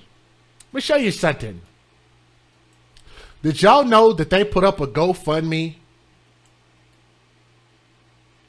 for this girl? Can y'all see how much that GoFundMe is worth? We talk about babies for benefits, and I know some people don't like me constantly saying that and constantly talking about these GoFundMes, because look at it like this. We won't invest money in the life of these children. We won't invest money to make sure that they can have better neighborhoods, better clothes, better education. But we're going to make sure and have a bomb-ass funeral, though. We're going to make sure they have a bomb-ass funeral. Let me see. Clifford. And do not block or time out anybody. If you have a moderator wrench, do not block or time out anybody. Clifford said, what are you protesting? You're killing me with the false equivalence.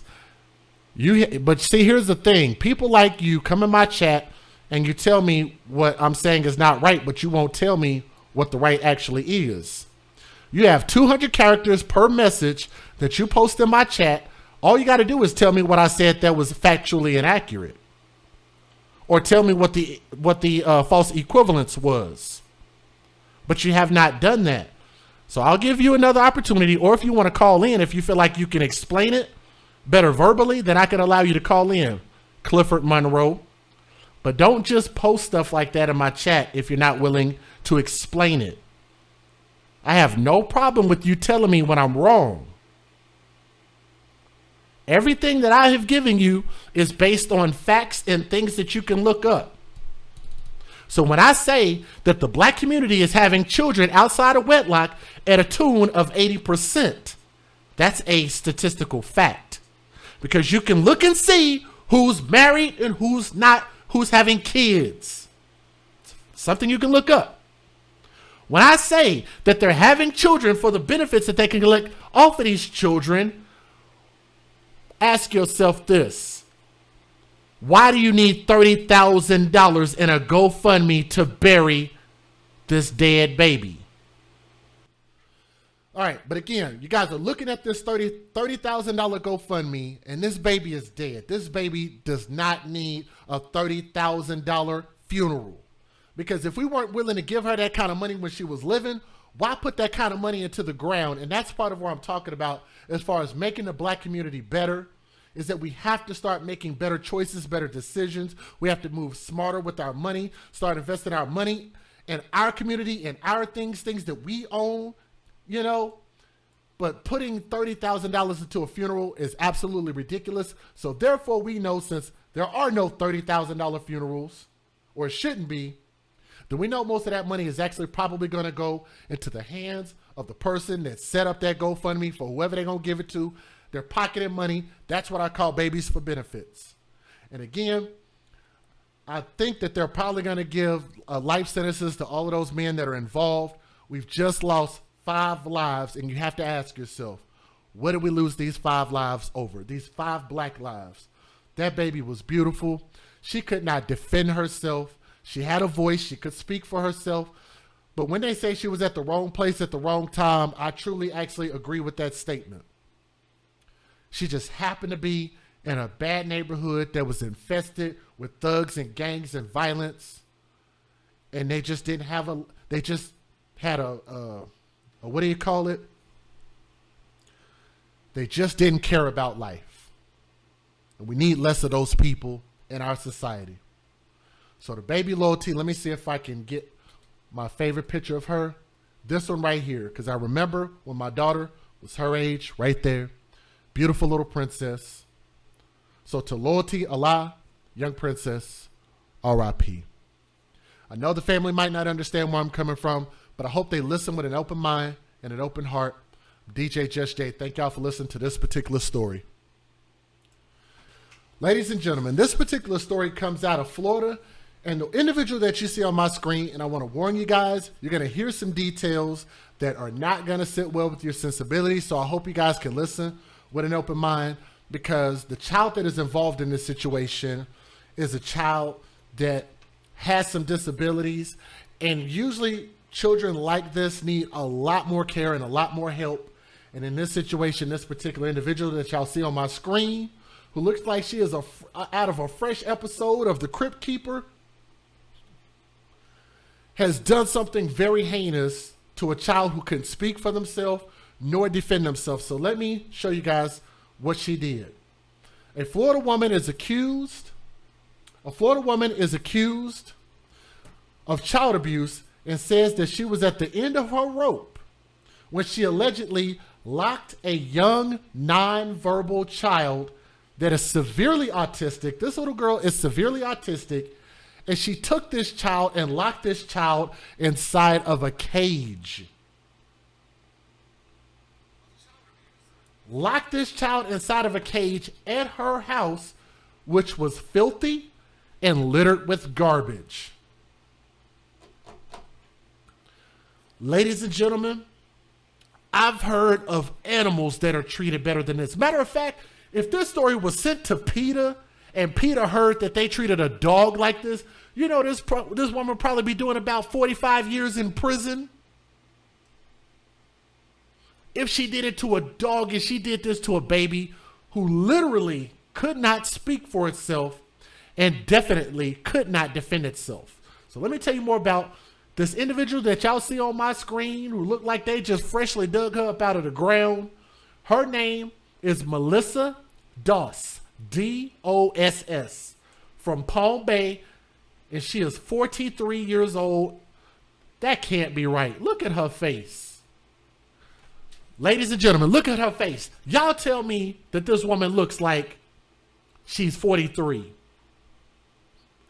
I'm almost 43. This woman looks like she's a good 73. Maybe 83, and I didn't say 70, I said 70. 73, 80 years old. She looked like somebody's great-grandmother in the face. Boy, the milk has spoiled. My goodness. The aging process has kicked her in the ass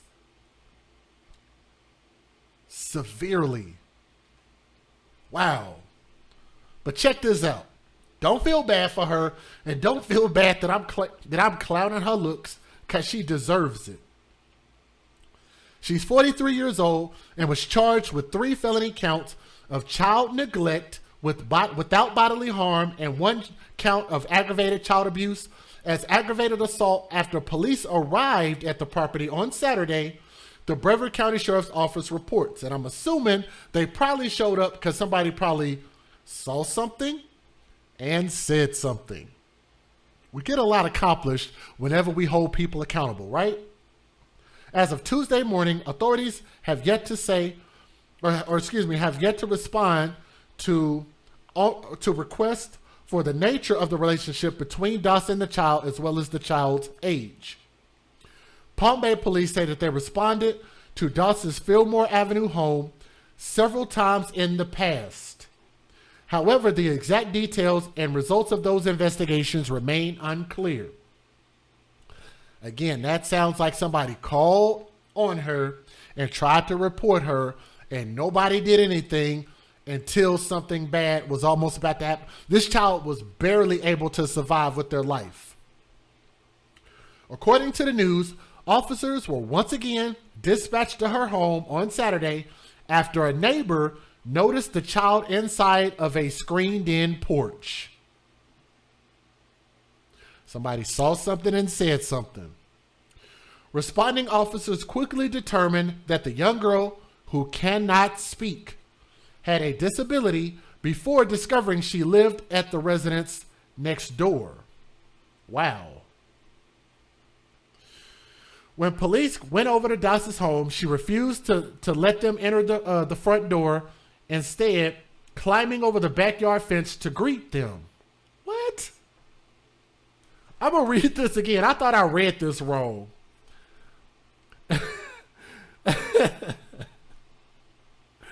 It said when police went over to her house, she refused them entry at the front door. Instead, this 43-year-old broad climbed over the backyard fence to greet them. Oh, what the hell? She climbed. That fence looked like it's about a good 5 foot to 6 foot tall. And this old decrepit looking woman climbed over that fence? Are you kidding me? Anyway, Das told authorities that she had been sleeping and she was unaware that the child had left the house again. Refusing to let officers have a look about the home before authorities ultimately returned the child to Das and left the scene. Wow. Just hours later, cops were called. Actually, I might have read that wrong. I don't know. It says she refused them entry at the front door, instead climbing over the backyard fence to greet them. I'm confused. Anyway, just hours later, cops were again called to her home after the same neighbor saw the child was in their yard. Once again, Das refused them entry, this time telling officers that she was at the end of her rope. If you saw the inside of my residence, the Department of Children and Families would be called, and Das could be heard yelling from behind the door. The news reports that the investigator with DCF was alerted a day later. Why would they alert them a whole day later? Shouldn't they alert them the same day? That's a bit weird. Anyway, when authorities finally gained access into her home, they say they were hit with the immediate smell.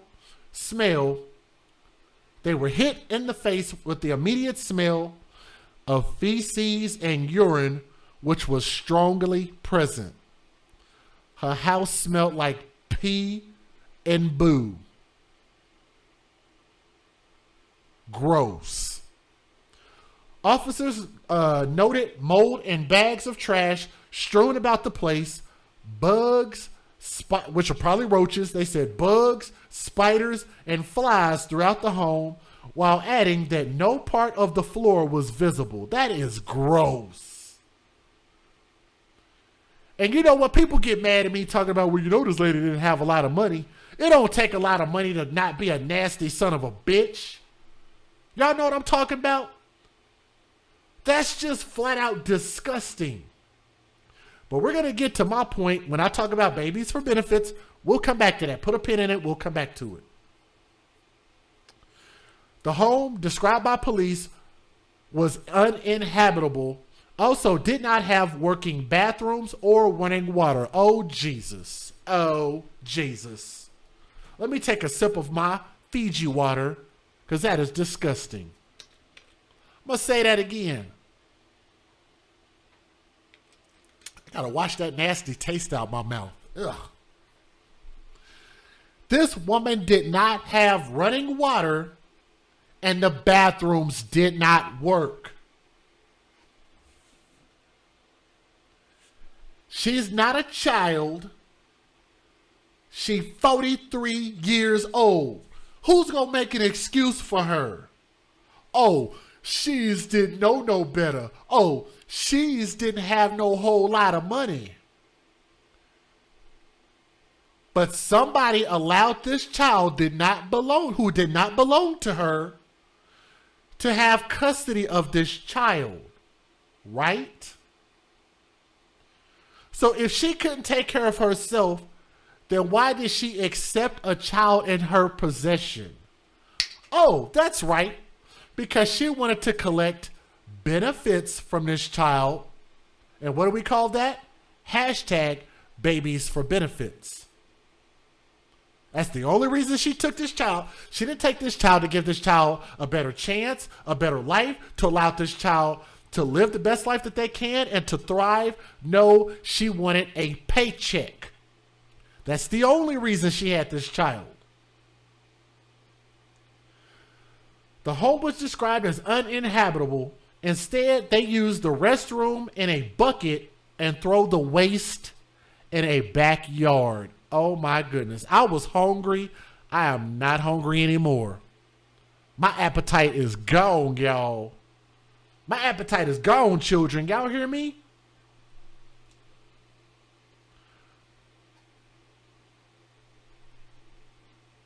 Gross. Child Protective Services eventually learned that Doss and the child share a bed. So this 43-year-old took on a child that she couldn't even give a bed. Nobody sees a problem with this? First of all, how did she even get custody of this kid and nobody looked into the fact that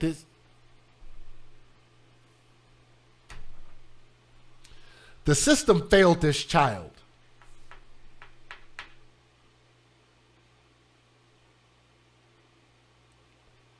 Nobody clearly looked into this woman's residence. That woman looks slower than This woman looks slower than a bottle of molasses in the snow. This woman looks slower than a turtle race. This woman looks slower than a car on 4 flats. This woman looks slower than global warming.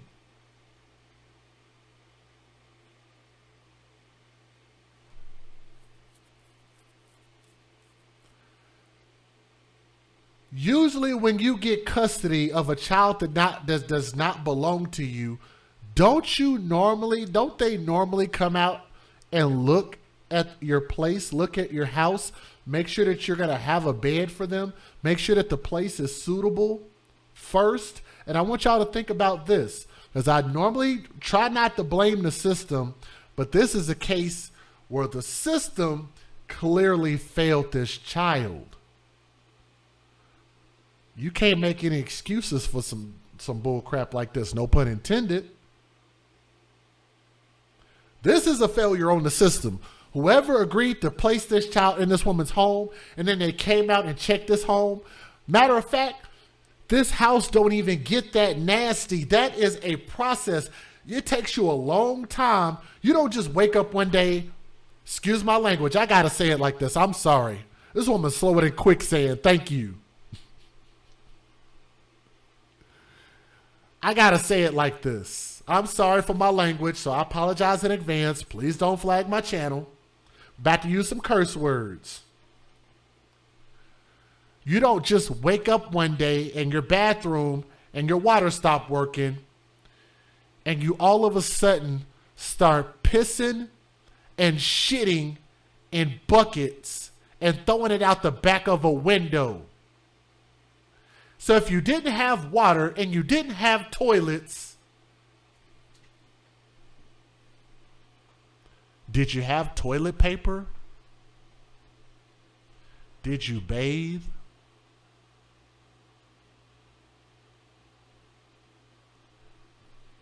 What did you wipe your ass with?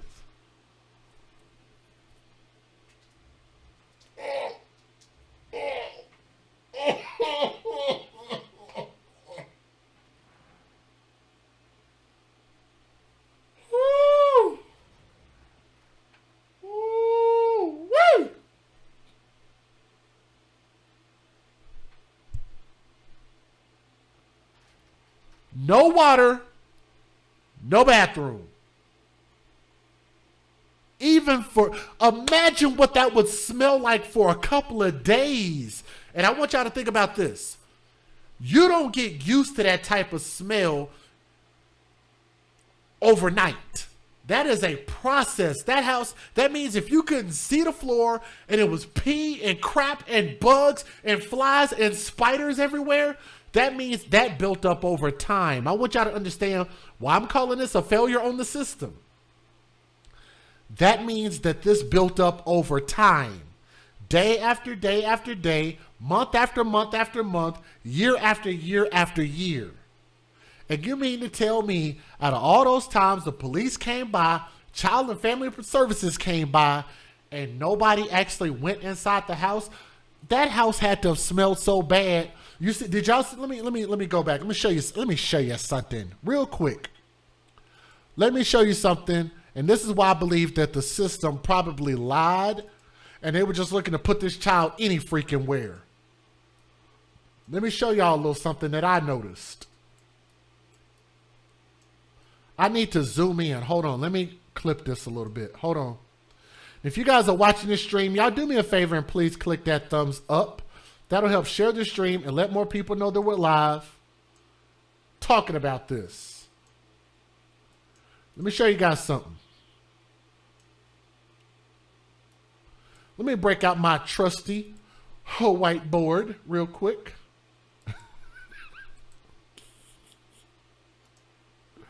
Y'all hold on. Y'all hold on a moment. Let me show y'all something. What is this right here? Can any of you guys look at my screen and see what is that object right there? I don't draw the straightest lines. I'm trying my best. What is that object right there? Can anybody see what that is? It's a thing that's hanging out of the window, and it's hanging out of the front window. And I just noticed this woman got so much grass that's growing up by the house, she don't even have a walkway. You can't even walk to the front door without walking on dirt and grass. That is ridiculous. That's an air conditioner. That's an AC unit. So guess what else that also means? That means that that window to that house is partially open. What does that also mean? That means whatever is on the outside can come on the inside, and whatever smells are on the inside should also be reverberating outside. Everybody understand what I'm saying? And on top of that, in order for you to walk up to the door, you would have to walk past that partially open window, which means you should also smell what? I think y'all get my point. What should you smell by walking past that open window, essentially?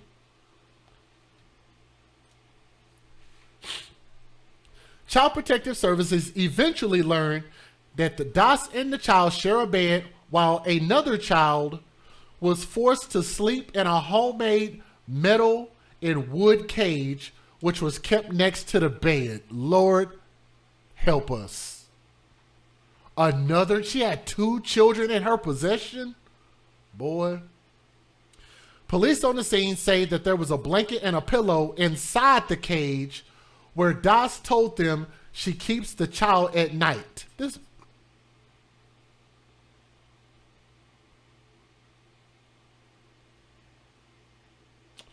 Only letting her out after the little girl screams to awake DOS in the morning, according to authorities.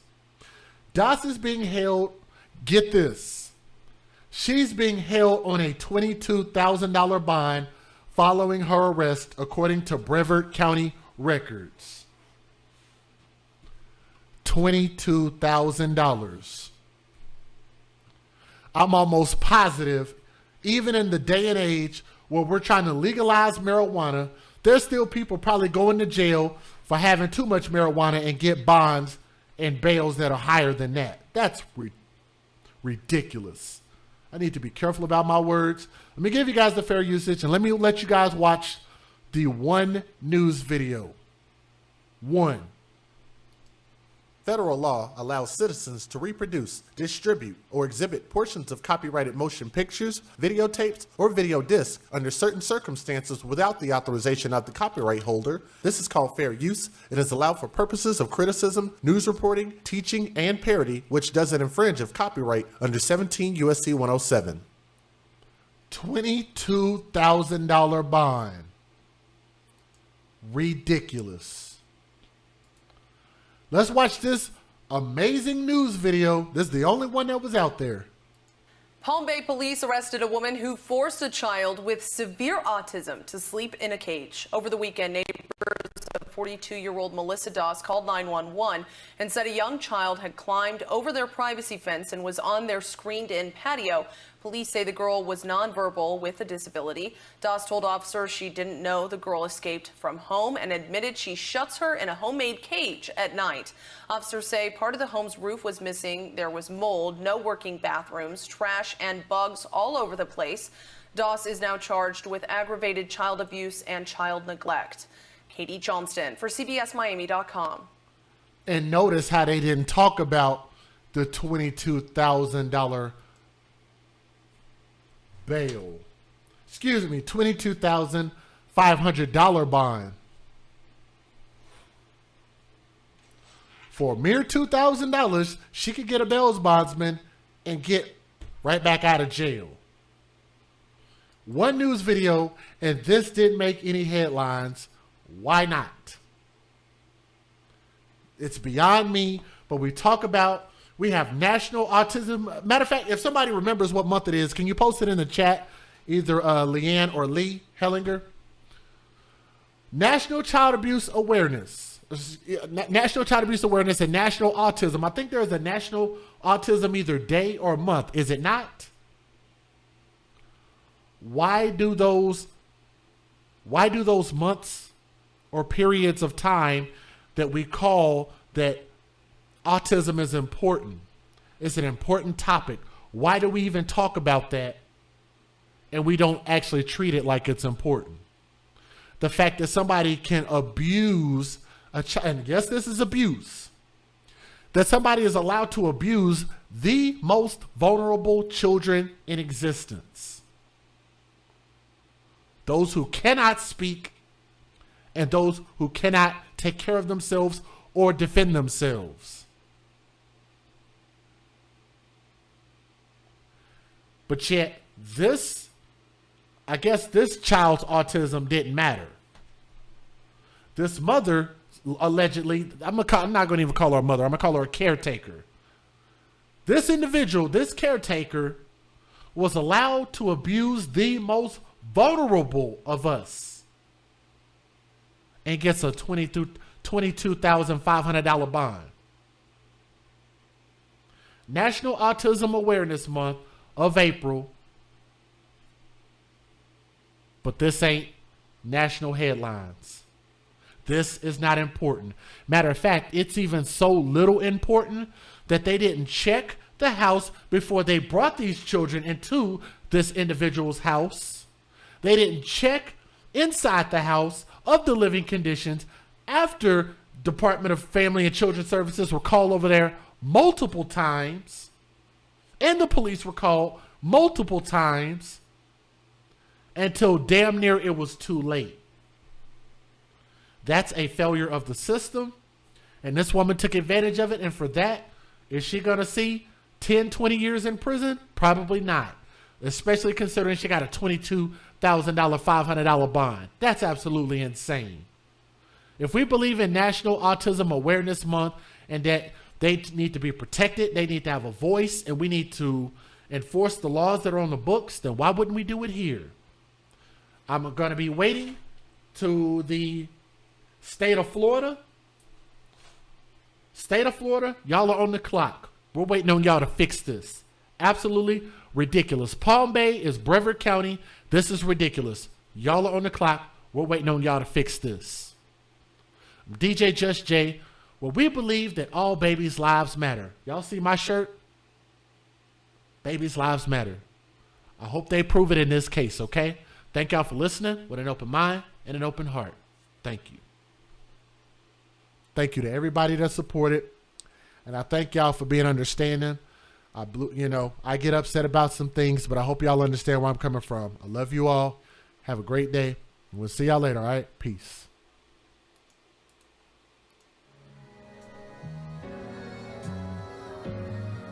Nora's Authentic Designer has some of the most glamorous and stylish handbags your girl has ever seen.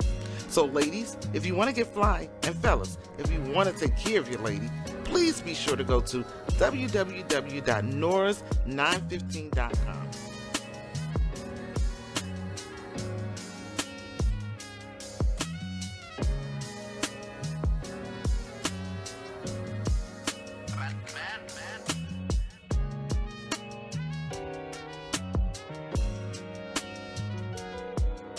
www.norris915.com. That's right, www.norris915.com. Hello, listeners. Come mask up with Keyline Designs, where you reap what we sow. We offer essential handcrafted face masks made with 100% cotton, equipped with a built-in filter and a slot for refillable filters. Our masks have many uses, like riding motorcycles, ATVs, while out in public places, outside exercising, lawn and gardening, and helps prevent the spread of germs. We offer bling, sports logos, monograms, many assorted fabrics and colors. We make child-sized masks starting at the age of 2. Come join us today for the launch of our new website at keylinedesigns.com. Please be sure to like and follow our page on Facebook. Our links can be found in the description box of this video. Thank you.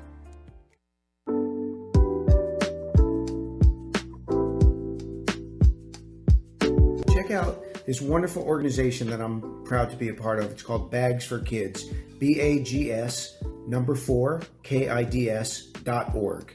And check out their website. They really help a lot of kids in foster care, giving them a permanent piece of luggage and also a lot of items that they might need so that they feel that they belong, which they do. So go to the website, bags4kids.org. So go for it. It's a great place, and they're doing great work.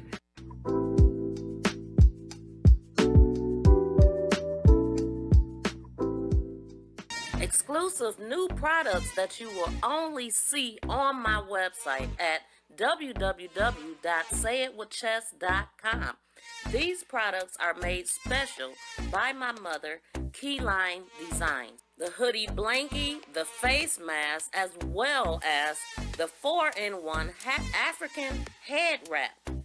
Now the way it works, it is a reversible bonnet. It has a headband that you can wear alone. It has a matching face mask as well. Please be sure to go over to our website and check out these nice new products that you will not find anywhere